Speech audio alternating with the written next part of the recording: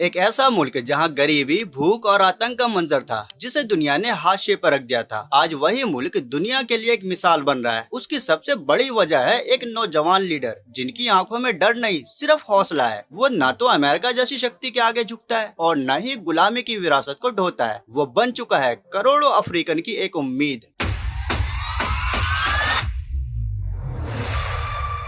आज हम बात करेंगे एक ऐसे अद्भुत देश और वहाँ के लीडर के बारे में, जो हीरे, सोने, चांदी के खदान होने के बावजूद दुनिया का सबसे गरीब मुल्क है। ऐसा नहीं कि वो हमेशा से गरीब ही रहा, बल्कि एक वक्त था जब दुनिया में उनकी रईसी के चर्चे होते थे। साल 1337 तक बुर्किना फासो माली साम्राज्य का हिस्सा हुआ करता था, जिनके बादशाह आज तक के इतिहास का दुनिया का सबसे अमीर इंसान था, मूसा। उसके बाद धीरे धीरे वो पूरा इलाका फ्रांस का गुलाम बन गया। फिर 1960 में बुर्किना फासो को फ्रांस से आजादी मिली। उस वक्त बुर्किना फासो का नाम था ऊपर वोल्टा और उसके पहले राष्ट्रपति बने मोरिस यामीगो। फिर 1980 में देश का नाम बदलकर बुर्किना फासो रख दिया गया। उसके बाद कई नेताओं का दौर आया, पर वहाँ के हालात में कोई बदलाव नहीं आया। फिर साल आता है सन 2022, जब सैन्य कमांडर ने तख्ता पलट करके बुर्किना फासो में सैन्य हुकूमत कायम कर दी और खुद वहाँ के मौजूदा और अंतरिम राष्ट्रपति बन गए। अब इसी कमांडर की चर्चा दुनिया भर में हो रही है। Captain Ibrahim Traore. Captain Ibrahim Traore. Revolutionary leader,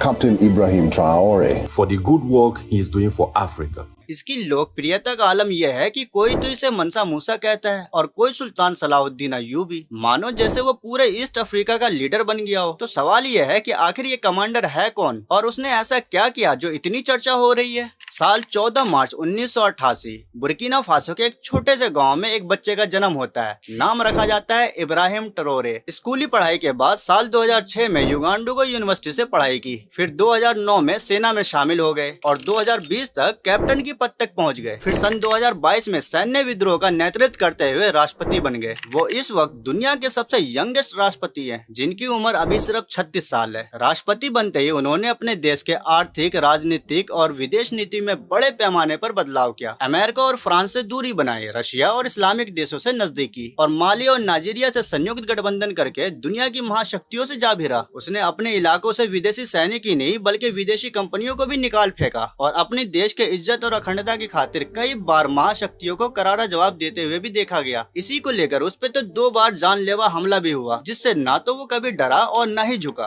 बल्कि और तेजी से अपने देश के विकास में जुड़ गया। बॉर्डर सुरक्षा के लिए ड्रोन और हाईटेक वेपन का इस्तेमाल किया जाने लगा। मेडिकल फैसिलिटी आर्थिक व्यवस्था की रीढ़ होती है। उसके लिए एक बड़ा मेडिकल कॉलेज एंड हॉस्पिटल बनाया गया। उससे पहले तक वहाँ एक भी बड़ा हॉस्पिटल नहीं था। खेतों में अनाज उगाने से लेकर फैक्ट्री तक, शिक्षा से लेकर रोजगार तक, स्कूलों में नई सोच भरने से लेकर आसमान छूने तक के सपने साकार कर रहा है। दुनिया का सबसे हंगर मुल्क जहाँ 57% आबादी भूखे पेट सोती है, वहाँ इब्राहिम ट्रोरे ने 20 से ज्यादा मेगा प्रोजेक्ट स्टार्ट किया, जिससे वहाँ के हालात में अनबिलीवेबल चेंजेस देखे जा रहे हैं। कैप्टन इब्राहिम ने दुनिया को दिखाया कि आधुनिक तकनीक पे सिर्फ अमीर मुल्कों का अधिकार नहीं। उन्होंने लोकल कंपनी की मदद से एक इलेक्ट्रिक कार बनवाई। अब खुद की बनाई हुई कार बुर्किना फासो के लोग खरीद रहे हैं, वो भी विदेशी कंपनी से सस्ती और अच्छी। और जो वहाँ सालों से विमान सेवाएं बंद पड़ी थी, वहाँ के एयरपोर्ट को फिर से चालू किया गया और हवाई यात्रा शुरू कर दी गई। और पानी की समस्या को देखते हुए 145 मिलियन डॉलर की लागत से पानी परियोजना शुरू की गई। उसके बाद स्कूल, कॉलेज, हॉस्पिटल और टेक्सटाइल इंडस्ट्री लगाई गई, जिससे लाखों रोजगार पैदा हुए और अब हर तरफ युद्ध स्तरीय काम चल रहा है। 2023 में गोल्ड माइनिंग की शुरुआत की गई थी, जहां से अब 400 किलो सोना डेली निकाला जा रहा है। बुर्किना फासो तो सोने की खदान के लिए जाना जाता था, जिसे विदेशी कंपनियों ने लूट खाया था, पर अब ऐसा नहीं है। विदेशियों को देश से निकाला जा रहा है और अब बुर्किना फासो खुद के पैरों पे खड़ा हो रहा है। जगह जगह पेट्रोल पंप, गैस पाइपलाइन और बढ़ती हुई अर्थव्यवस्था ये दर्शाता है कि विजनरी लीडर का होना कितना जरूरी है। इब्राहिम ट्रोरे ने मात्र 3 साल में वो सब कुछ कर दिखाया जो किसी ने 300 सालों में भी सोचा तक नहीं था। याद रहे, वक्त बदलने में देर नहीं लगती, बस कदम बढ़ाने की जरूरत होती है। विजनरी लीडर आपकी और आपके देश की तकदीर बदल सकता है। वीडियो इन्फॉर्मेटिव लगी हो तो लाइक करें, नेक्स्ट एपिसोड के लिए सब्सक्राइब करें।